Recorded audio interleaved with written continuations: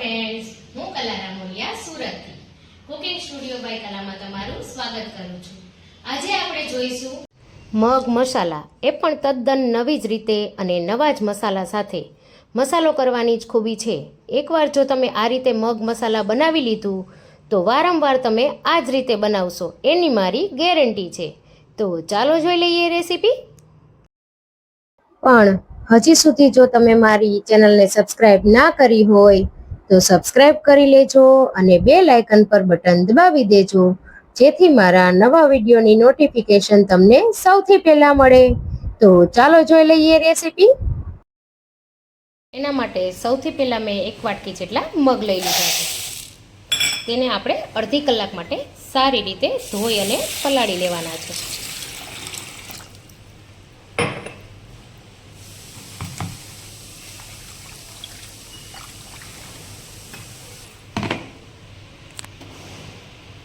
હવે આપણે આમાં અડધી કલાક પલાળીશું, પણ આપણે ગરમ પાણીનો યુઝ કરવાનો છે કે જેથી તે સારી રીતે પલળી જાય। તો અડધી કલાક મગ સરસ આપણા પલળી ગયા છે। તો હવે આપણે તેને કુકરમાં ટ્રાન્સફર કરી લઈશું। ત્યારબાદ તેમાં અડધી ચમચી જેટલું મીઠું ઉમેરી દઈશું અને હવે તેને ઢાંકીને 3 થી 4 સીટી કરી લઈશું। જો તમારે પલાળવા ના હોય તો 2 સીટી વધારે લગાડવી પડશે। તો હવે હું તેને 4 સીટી કરી, આપણે 4 સીટી થઈ ગઈ છે અને કુકર પણ સરસ ઠંડુ પડી ગયું છે। તો તમે જોઈ શકો છો કે મગ આપણા ખૂબ જ સરસ એવા ચડી ગયા છે। જો એકદમ સરસ બફાઈ ગયા છે। તો આમાંથી આપણે પાણી કાઢવાનું જરૂર નથી, આપણે થોડું રસાવાળું શાક રાખીશું એટલે આપણે પાણીવાળા જ મગ રાખવાના। વઘાર માટે શું લેવાનું એ પણ હું તમને બતાવી દઉં। મેં અહીંયા 2 લાલ મરચાં સૂકા લીધા છે, 1 તજપત્તું, 2 તજના ટુકડા, 1 ટામેટું, 1 લીંબુ, 1 ડુંગળી અને 1 આદુનો ટુકડો। તો સૌથી પહેલાં આપણે ડુંગળીના 2 ભાગ કરી લઈશું। તમે જોયું કે આ ચાકુ કેટલું સરસ ચાલે છે। જો તમારે પણ આવા ખરીદવા હોય તો તેની લિંક હું તમને ડિસ્ક્રિપ્શનમાં આપી દઈશ। તો આ રીતે 2 ફાડા કરી લેવાના છે બધી જ વસ્તુના। હવે આપણે અહીંયા ટુકડા નથી કરવાના। તો અહીંયા આપણે આ નાની ખમણી એટલા માટે લીધી છે કે એમાં આપણે આ ડુંગળીને ખમણી લેવાની છે। થોડી નવી રીતે હું તમને બતાવીશ। અને હા, સૌથી ઇમ્પોર્ટન્ટ ઇન્ગ્રીડિયન્ટ્સ લસણની 7 થી 8 કળીઓ। તો હવે આપણે આ ડુંગળીને આપણે ખમણી લેવાની છે। તમને એમ થતું હશે કે ખમણી છે શું કામ, પણ એનો ટેસ્ટ ખૂબ જ સરસ આવશે। આ રીતે આપણે ખમણીને ઉમેરીશું। આપણે એની ટુકડા પણ નથી કરવાના અને ગ્રેવી પણ નથી કરવાની, આ રીતે આપણે ખમણીને જ યુઝ કરવાની છે। નવી જ રીતે આજે હું તમને બતાવવાની છું। તો જો અહીંયા આપણે હવે ડુંગળીને ખમણી લીધી છે, એ જ રીતે આપણે ટામેટાને પણ ખમણીને જ લઈ લઈશું, જેથી તેના મોટા ટુકડા ના દેખાય। એકદમ ગ્રેવી પણ નથી કરવાની અને આ રીતે આપણે ખમણીને લઈશું।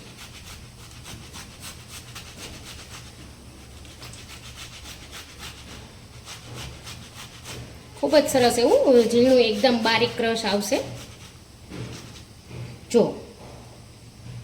હવે તમારે લસણને અહીંયા કટકા કરીને લેવા હોય તો પણ લઈ શકો અને ખાંડીને લેવું હોય તો પણ લઈ શકો।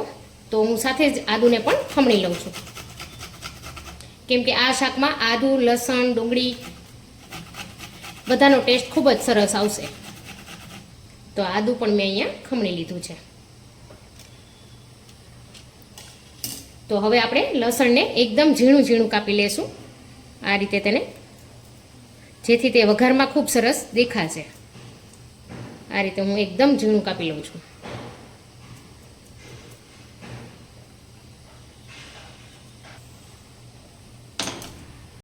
તો અહીંયા મેં બધું જ ખમણી લીધું છે અને લસણના આ રીતે ટુકડા કરી લીધા છે। તો હવે તેનો વઘાર કરી લઈએ। વઘાર કરવા માટે મેં અહીંયા એક જાડા તળિયાવાળી સ્ટીલની કડાઈ લઈ લીધી છે। તમારે પણ જો આ ખરીદવી હોય તો તેની લિંક હું ડિસ્ક્રિપ્શનમાં આપી દઈશ। તો હવે આપણે અહીંયા મગ મસાલા બનાવી લઈએ। તો એના માટે હું અહીંયા 3 થી 4 મોટી ચમચી જેટલું તેલ ઉમેરી દઉં છું, કેમ કે આમાં થોડું તેલ વધારે હશે। તો હવે આપણું તેલ થોડું ગરમ થઈ ગયું છે, તો તેમાં એક અડધી ચમચી જેટલી રાઈ. હવે રાઈને થોડી તતડવા દેવાની છે. રાઈ થોડી તતડી જાય એટલે આપણે તેમાં જીરું ઉમેરીશું, ચપટી હિંગ ઉમેરીશું, સૂકા લાલ મરચાં, તજપત્તું, તજ, અને હવે આપણે ઉમેરી દઈશું ફટાફટથી આ જે આપણે પ્યુરી બનાવીને રાખી છે એ.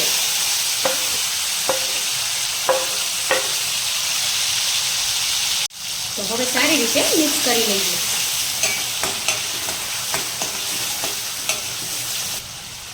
તો હવે આમાં આપણા મસાલા કરી લઈએ.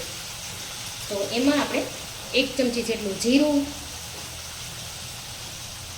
1/4 ચમચી જેટલી હળદર,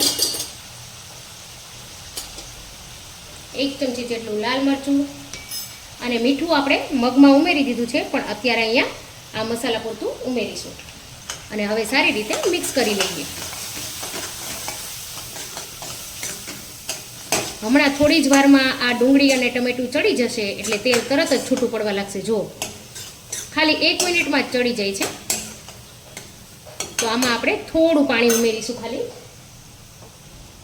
જેથી કરી આપણા મસાલા બળી ન જાય.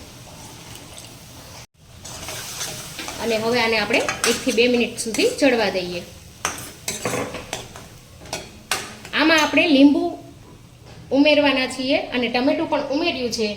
તો જનરલી બધા લોકો ગોળ પણ નાખતા હોય છે, પણ હું અહીંયા થોડી અડધી ચમચી કરતાં પણ ઓછી ખાંડ નાખું છું. તમને જો ના પસંદ હોય તો તમે સ્કીપ પણ કરી શકો, પણ આને બેલેન્સ કરવા માટે, લીંબુ અને ટમેટાને બેલેન્સ કરવા માટે આપણે થોડી ખાંડ ઉમેરીશું. જો સરસ તેલ ઉપર આવવા લાગ્યું છે, તરત જ ચડી જાય છે આ રીતે આપણે કરીએ છીએ.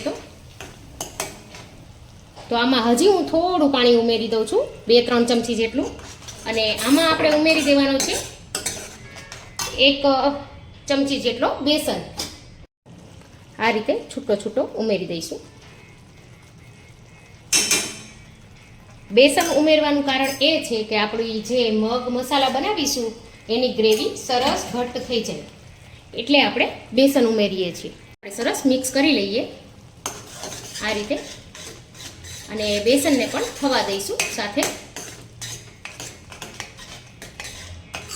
જો બેસન ઉમેરતા તરત જ બધું પાણી શોષાઈ ગયું છે. તો હજી તમારે અત્યારે ઘટ લાગતું હોય તો થોડું ઉમેરી દેવું, અને આને 2 મિનિટ સુધી ચડવા દેવું જોશે, જેથી કરી બેસન સરસ ચડી જાય. જો તરત જ તેલ ઉપર આવવા લાગ્યું છે આ રીતે. બેસન નાખ્યું અને હવે તેલ ઉપર આવ્યું એટલે સમજવાનું કે આપણું બેસન પણ સરસ અંદર ચડી ગયું છે. સરસ, હવે આપણે તેલ ઉપર આવી ગયું છે આ રીતે. તમે જોઈ શકો છો નીચે બિલકુલ ચોટ્યું નથી. જો તો હવે આપણે આ જે પાણીવાળા બાફેલા મગ છે એ જ આપણે ઉમેરી દઈશું. હવે આપણે સારી રીતે મિક્સ કરી લઈએ. અત્યારે તમને એમ લાગશે કે શાકમાં કંઈ પણ દેખાવ નથી આવી રહ્યો, પણ જેમ જેમ તે ચડશે તેમ ખૂબ જ સરસ એવું બની જશે. 3 થી 4 મિનિટ સુધી સતત ચડવા દેવાનું છે. હવે છેલ્લે આપણે ગરમ મસાલો અને લીંબુ 2 વસ્તુ ઉમેરવાના બાકી છે. જો સરસ એવું દેખાઈ રહ્યું છે. હવે 3-4 મિનિટ સુધી ચડવા દઈએ કે જેથી કરી બધો જ મસાલો સરસ મગમાં ભળી જાય. અને આમાં જરૂર પડે તો અત્યારે થોડું પાણી ઉમેરીશું. 1 કપ જેટલું પાણી ઉમેરું છું, કેમ કે આપણે બેસન નાખ્યું છે તો ઘટ્ટ થઈ જશે, એટલે આપણે થોડું પાણી ઉમેરી પછી ચડવા દઈશું તો સરસ રસાવાળા ખાટા મગ બની જશે.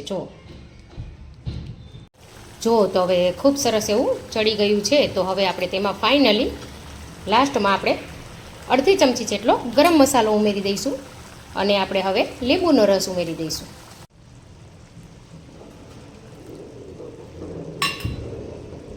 સારી રીતે મિક્સ કરી લઈએ. જો ખૂબ જ સરસ એવું તૈયાર થઈ ગયું છે આપણું આ શાક મગ મસાલા. હવે ઉપર ધાણા ભાજી નાખીને સર્વ કરીશું. જુઓ તો કેટલું સરસ દેખાવમાં લાગી રહ્યું છે શાક. એકદમ સરસ બનીને અહીંયા તૈયાર થઈ ગયું છે. જો તો આને તમે ભાખરી સાથે, ભાત સાથે, રોટલી સાથે અથવા તો રોટલા સાથે પીરસી શકો. જો તો તમે પણ આ મારી રીતે ટ્રાય કરજો અને કમેન્ટ કરીને મને કહેજો કે તમને મારી રેસીપી કેવી લાગી.